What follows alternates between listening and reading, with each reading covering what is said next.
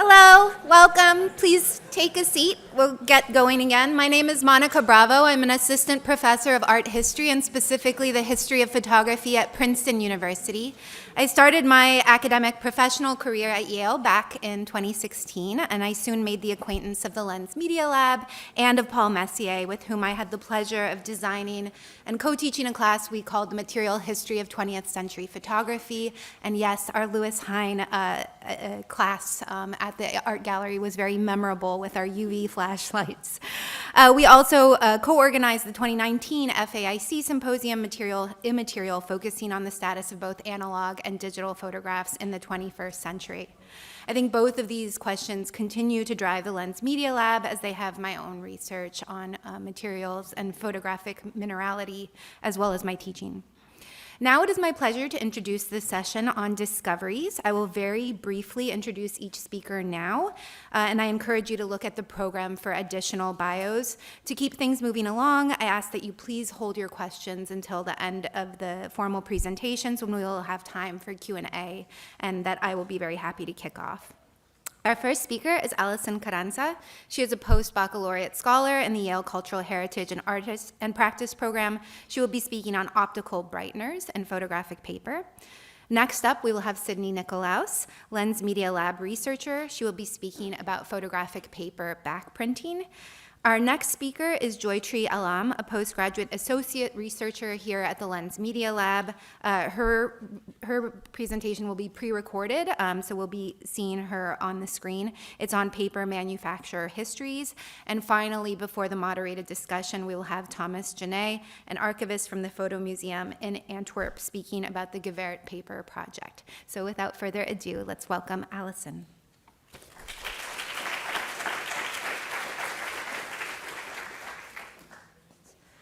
First, I just wanted to say thank you to everyone who helped to put this together. This is really exciting to see everyone here and to share and hear about all of these new exciting results.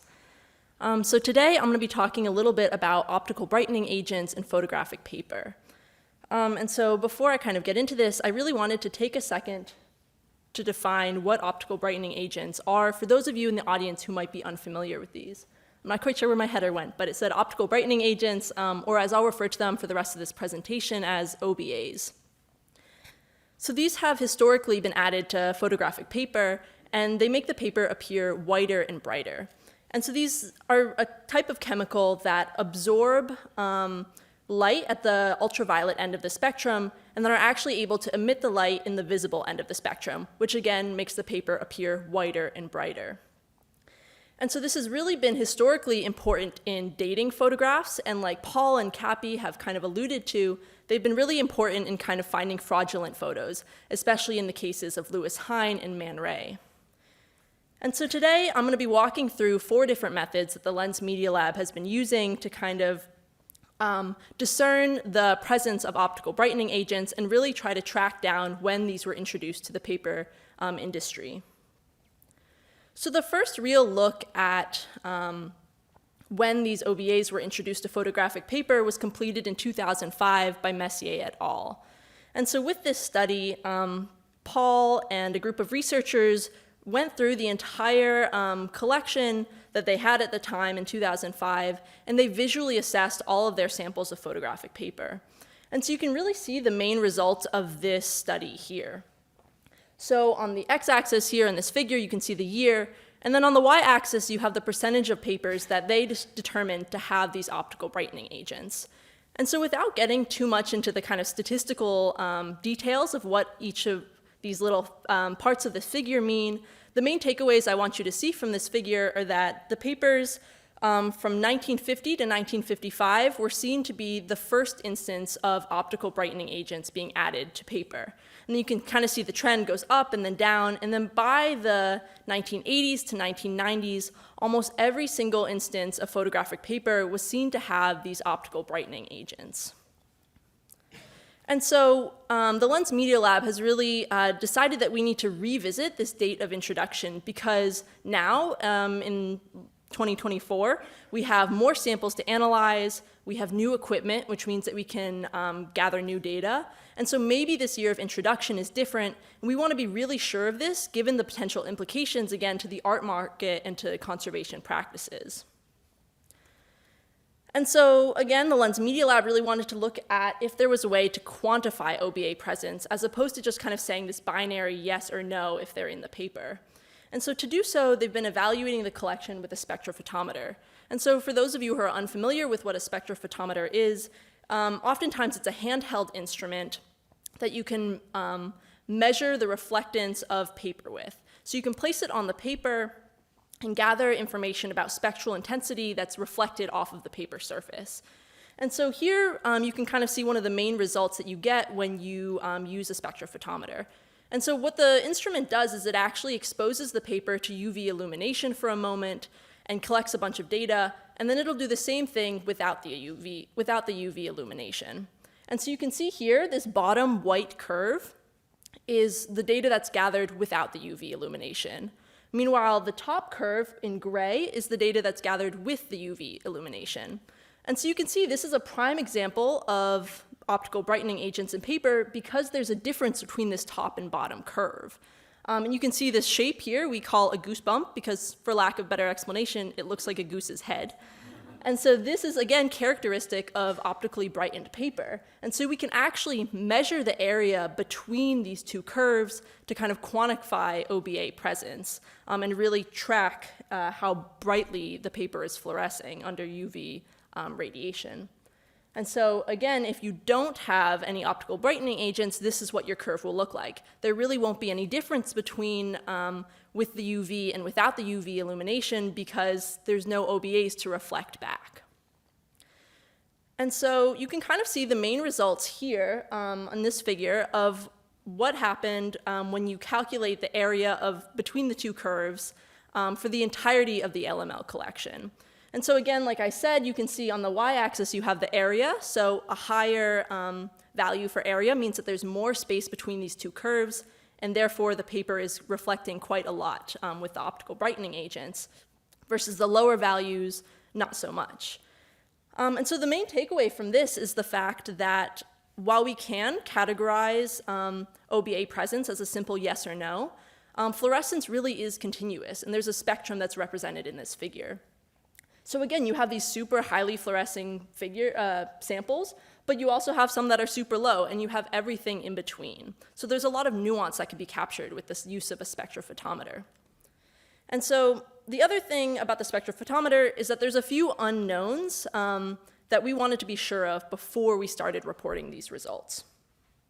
And so we wanted to explore other ways to quantify or define OBA presence. And so with this, we went back to the same sample set that Paul's original study was based off of, that 2005 Messier et al. Study.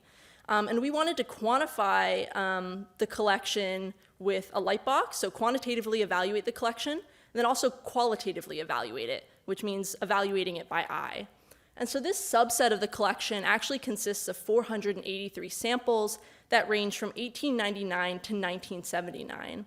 And it's really representative of the LML collection of photographic paper, and it was actually compiled by randomly selecting within decades to ensure that there's this really even distribution of papers from the selected time periods. And so again, we were trying to have a better understanding of any confounding variables that could affect the quantitative spectrophotometer results. Primarily, we weren't sure if when there was this moment of UV radiation exposure with the spectrophotometer, if there was actually also a moment of blue light that was being reflected off of the paper surface, which could affect the results. We also didn't know the specific range of the UV illumination that the spectrophotometer was emitting. So we decided to kind of create a control for the spectrophotometer to try to really get a better understanding of what we were seeing and make sure that our data was as accurate as possible. And so this method here consisted of a UV source that we knew the specific wavelength for, enclosed in a light-tight box that we constructed with the camera enclosed in the box.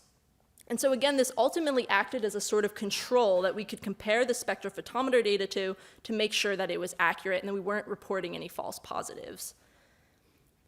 And so again, there's this camera inside of the light box, and so what we would do is we would take a photo of the sample while it was illuminated by the UV radiation, which you can see on the left here. This is the resulting photo.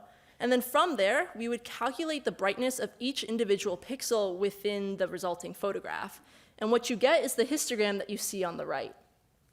And so this is a really nice way to kind of think about the brightness of the paper, but it's really nice to have one number that kind of encapsulates this pixel histogram as a whole.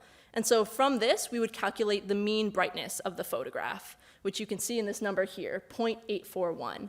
And we use that for all of the samples to, again, kind of quantify what the brightness, what the reflectance was of these paper samples.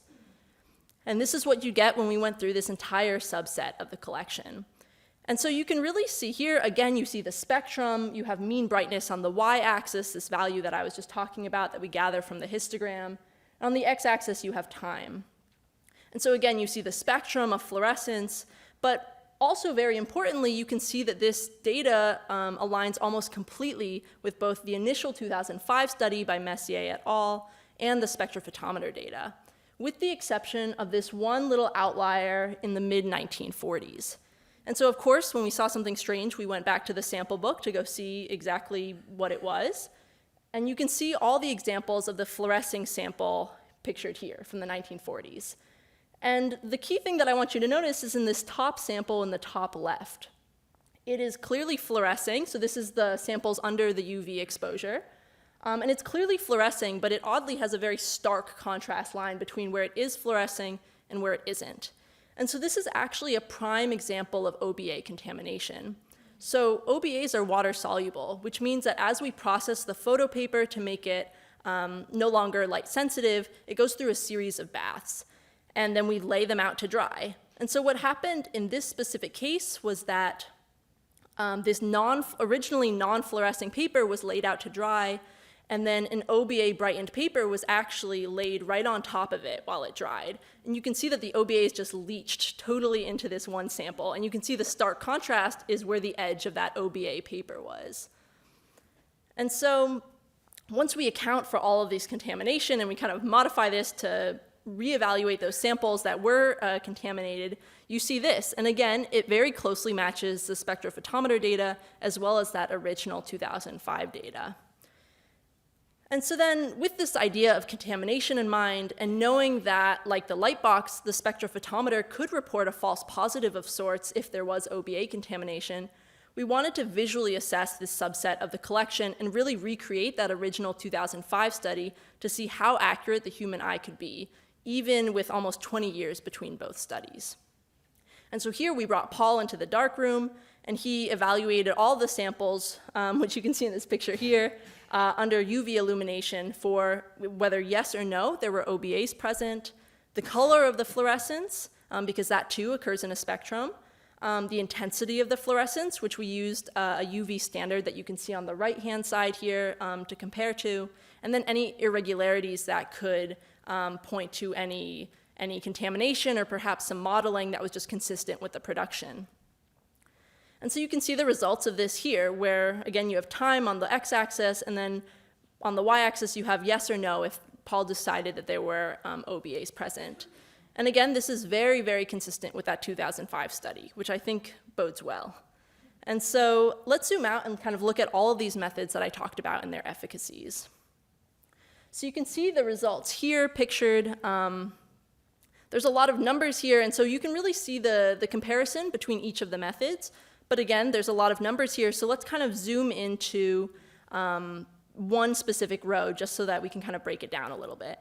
So without getting kind of into the statistical jargon that is needed to really get into all of these numbers, I'll just say that they're very similar to a correlation between the two methods. So kind of similar to a correlation between the spectrophotometer in the 2005 study is 93%, versus the light box in the 2005 study is 94%. Meanwhile, 96% of the 2005 study's results agree with the most recent reevaluation, the qualitative reevaluation of this collection subset. And so ultimately, all of these methods are reliable, but each of them have their own pros and cons. A well-practiced human eye is a really excellent tool at determining OBA presence, especially because you can see irregularities like contamination, But of course, the human eye is subjective, so it can vary a bit between people, and it's not super controlled or repeatable, but it's definitely a good start.